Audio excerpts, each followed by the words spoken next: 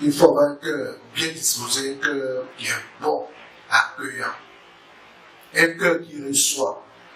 Un cœur qui exerce la libéralité. Même si c'est groupe de riz, il faut partager à la personne. Il faut accueillir. Parce que dans ça, il y a des personnes qui ont accueilli des anges et ils veulent Dieu bénir. Amen. Que Dieu nous bénisse, que Dieu nous fortifie. Je donne ces exemples pour que tous ceux qui le font déjà, que rien ne puisse vous décourager. Parce que dans les actions que vous pouvez poser, vous pouvez être accusé à tort de vos actions louables. Mais il ne faut pas baisser les bras, il faut continuer pour la gloire du Seigneur. Amen. Il faut manifester l'hospitalité, il faut accueillir les gens, il faut les protéger, il faut les nourrir, il faut les assister. Il faut exercer la libéralité. Cela fait partie de cette marque de la maturité dans le Seigneur. Amen. Autre élément que nous pouvons souligner. Vous suivez la lecture à moi? Voilà. Propre à l'enseignement. Il faut que le dirigeant soit propre à l'enseignement. Amen. Le dirigeant doit être propre à l'enseignement. C'est-à-dire, doit être propre à l'enseignement. On pourrait parler d'une autre attitude, qualité, mais on va laisser ça comme ça. Le responsable doit être propre à l'enseignement. C'est-à-dire capable d'enseigner, d'exhorter et de réfuter les contradicteurs dans 1 Timothée 3:2, comme nous avons lu. Et pour arriver à cela, on pourrait parler d'une qualité humaine, d'une qualification humaine. C'est-à-dire que c'est quelqu'un qui doit être capable d'enseigner la parole de Dieu, l'ancien. Ce qui fait la différence entre lui et le diacre, c'est cet aspect-là, l'enseignement. Entre le diacre et l'ancien, il y a une différence. L'ancien, lui, il est porté sur l'enseignement. Amen. Il est porté sur l'enseignement, il exhorte et il réfute les contradicteurs. Parce que quand les gens, c'est pourquoi c'est important pour lui d'étudier la parole de Dieu. Il doit se laisser former dans la sainte doctrine. Et nous avons vu cela, au moins les 12 credos de la foi dans la parole de Dieu, au sein de l'Assemblée de Dieu. Quelqu'un qui dit, veut servir le Seigneur, et puis il ne connaît pas les 12 credos de la foi. Et DCI, de l'Église de l'Assemblée de Dieu, mais tu vas t'égarer. Parce que quand quelqu'un va venir te dire que non, pour une prière, on n'a plus besoin de prier au nom de Jésus, qu'il faut prier au nom de tel, tu vas dire, ah, c'est vrai, maintenant je comprends. Mais il faut être ancré dans la parole de Dieu, il faut connaître cette parole. Parce que si tu ne connais pas cette parole, mais tu ne seras pas à la hauteur de la tâche, à la hauteur de l'œuvre à accomplir. Il faut cette qualification humaine. Et pour y arriver, il faut étudier la parole de Dieu. Et cela demande de se faire former. Nous avons des moments de formation, les cours de Réma dans nos instituts. Chaque année, vers le mois d'août, ils font ça, la formation des laïcs, la formation des personnes qui sont des dirigeants dans l'église. Chaque année, ils font ça. Et le collaborateur ou la collaboratrice doit pouvoir aller s'inscrire à l'institut ou dans nos instituts et suivre les cours, que ce soit les cours du salut. On parlerait de soteriologie, de l'herméneutique, et tout ça, c'est des mots, certainement je suis en train d'effrayer quelqu'un, mais la soteriologie, ça parle du salut, la doctrine du salut en Jésus. Mais il fallait pour se faire former et comprendre la parole de Dieu pour appuyer les ministères, faire don. Aujourd'hui, même nos chrétiens même font beaucoup de recherches. Et si le responsable lui-même il ne fait pas assez de recherche, il vient, il apporte un message plat, un message décousu. Et puis, le chrétien qui est là, avec son portable, qui a presque tout, il va dire, mais le responsable n'est pas à la hauteur de la responsabilité, n'est pas à la hauteur de la tâche. Aujourd'hui, là, avec les Android, là, mon bien, c'est pas facile, hein. Nous-mêmes qui sommes pasteurs, c'est pas facile, parce que quand tu prêches, il prend son Android, il regarde, il dit, mais où il a tiré le message, là, où il a commenté, mais tout ça, dans tel livre, ça tient, mais, si ceux que tu enseignes, ils trouvent que tu n'as même pas fait d'effort, il dit, mais, le responsable n'a même pas fait d'effort, hein.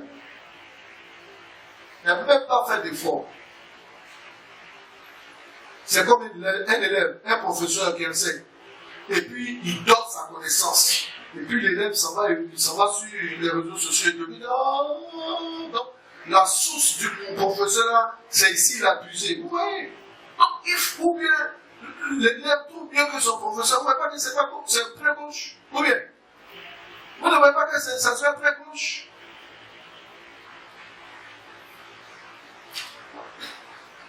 Il doit être propre à l'enseignement. Quelqu'un qui enseigne, et lui-même là, qui enseigne, lui-même il a assis dans l'enseignement, il a la connaissance de la parole de Dieu. C'est ce qui fait qu'aujourd'hui on a des personnes autour de nous, même consacrées, et puis après on trouve que ces personnes-là ne sont plus dans la foi, elles sont dans d'autres communautés, parce qu'ils n'ont pas compris quelque chose. Ils n'ont pas compris quelque chose. Parce qu'après avoir goûté que Christ est bon, tu ne peux pas laisser le Seigneur et aller dans le monde. Et toi, tu es tombé, hein? Tu es tombé. Vraiment.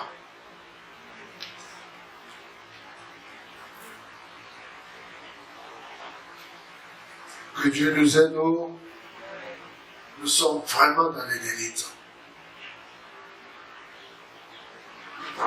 Donc, un responsable, ce qui vient du numérique, là, si vous voyez que c'est pas ça, priez pour lui, priez pour elle. Parce que notre vie doit être réglée en fonction de la parole de Dieu. Réglée en fonction de la parole de Dieu. Ce n'est pas de notre propre intelligence, ce n'est pas de notre propre sagesse, ce n'est pas de notre propre force. Mais notre force vient de la parole de Dieu. Et perd le contrôle de ses sens.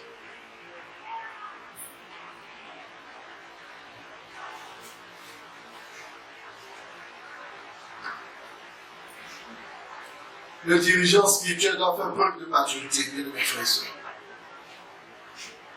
Vous n'êtes pas lié au vin. Ne pas trop s'adonner au vin.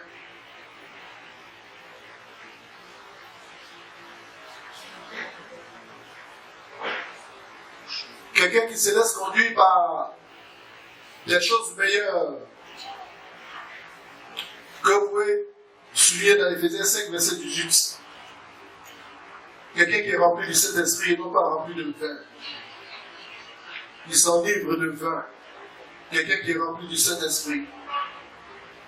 Quelqu'un peut prendre ce texte-là, Proverbe 23, verset 19 à 21. Écoute, mon fils, et sois sage. Mets ton cœur dans la voie droite.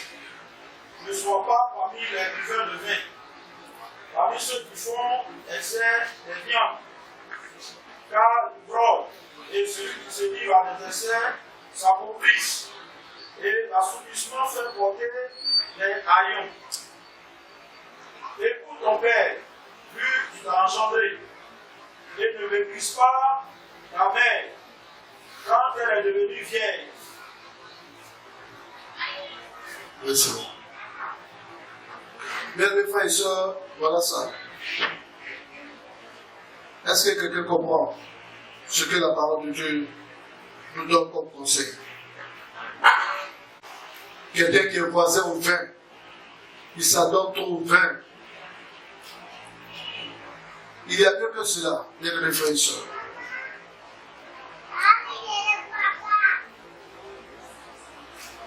Sois rempli du Saint-Esprit, et non pas s'enivrer de vin, s'enivrer d'alcool.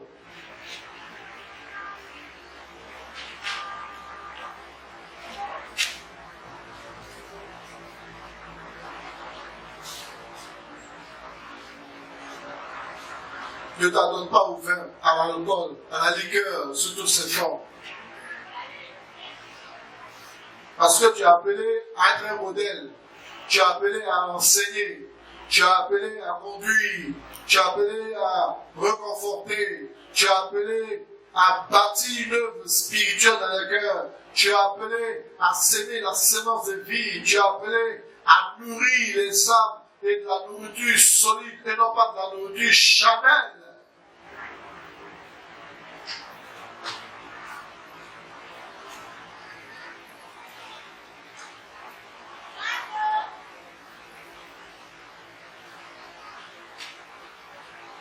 Il y a des gens qui se cachent pour boire.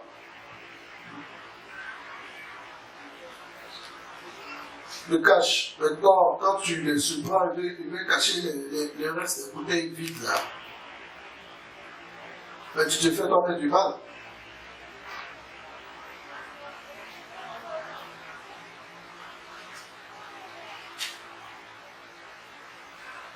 Ne t'adonne pas à l'alcool.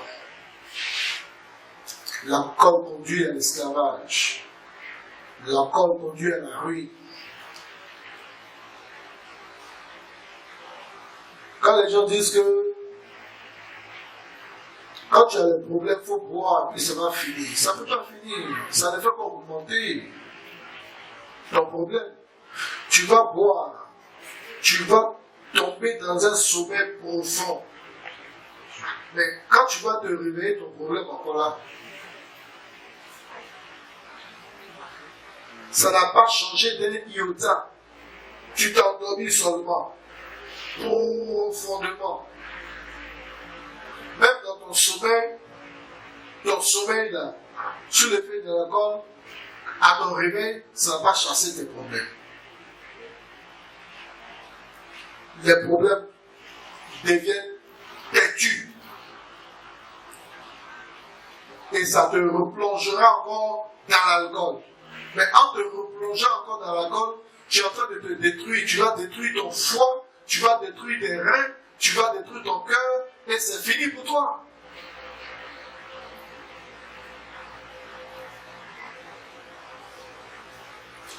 La Bible nous dit, ensuite, qu'il ne soit ni violent.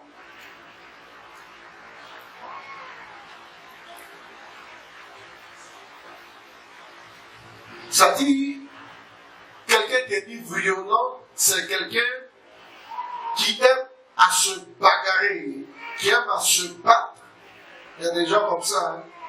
Ils sont dans l'église, mais ils sont prêts. Je dis, pasteur, c'est à cause de Jésus.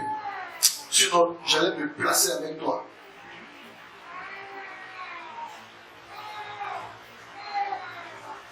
Parce qu'un tel savait qui j'étais avant.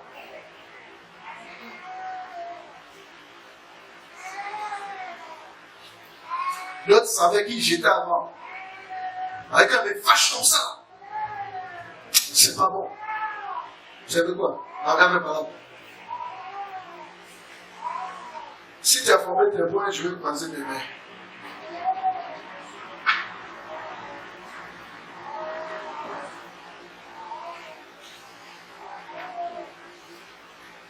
Fais ce que tu as fait et puis on va quitter là.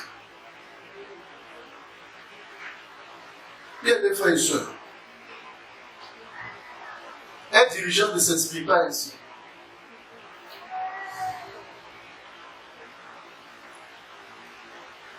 Si ce n'était pas comme ça, tu allais voir, on allait se limer. Un dirigeant qui passe comme ça, c'est que lui-même là, il n'est pas assis à la foi. Il n'est pas vraiment mature, il n'a pas connu le Christ, quelqu'un qui est prêt à se battre. Quelqu'un qui est prêt à se battre. Il me dit, les gens n'ont plus la crainte de Dieu. Hein? Parce que ce qu'il demande au pasteur, il ne veut pas faire. Ça, c'est quel pasteur ça? Hein? Là, c'est quel pasteur? Donc, on a connu tel pasteur. Toi, tu es qui? Là, on a connu tel grand pasteur. Toi, tu es qui?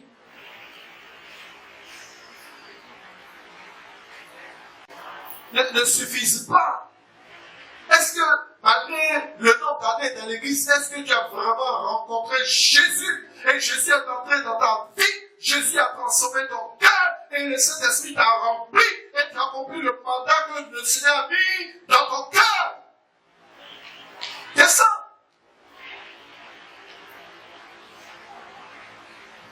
Ou bien tu veux me dire que le mandat que tu as reçu, c'est de bagarrer avec les gens, de bagarrer dans le quartier, de bagarrer avec un collaborateur.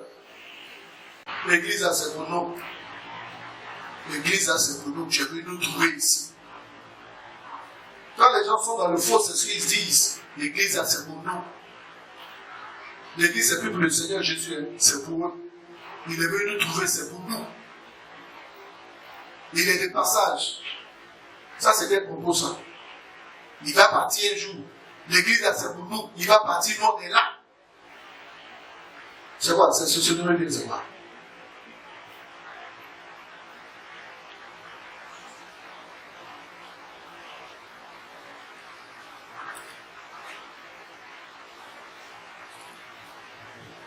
C'est pour nous. On ne règle pas les problèmes avec la violence. Il faut être non violent dans sa conduite, dans ses propos, dans ses gestes et faits, bien aimés frères et sœurs. S'il y a un problème, il faut les régler. Évitez la violence. Quittez la violence.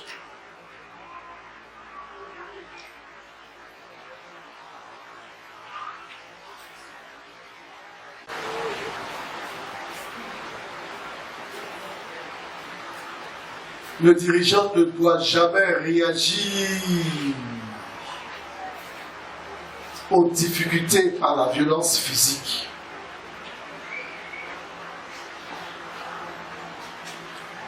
On ne doit pas régler les différends par la force. Il faut réagir aux situations avec calme, avec un sang-froid et dans la douceur. Dans 2 Timothée chapitre 2, verset 24 à 25.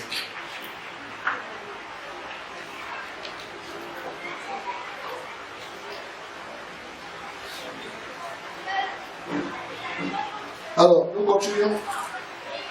Il est dit quoi encore?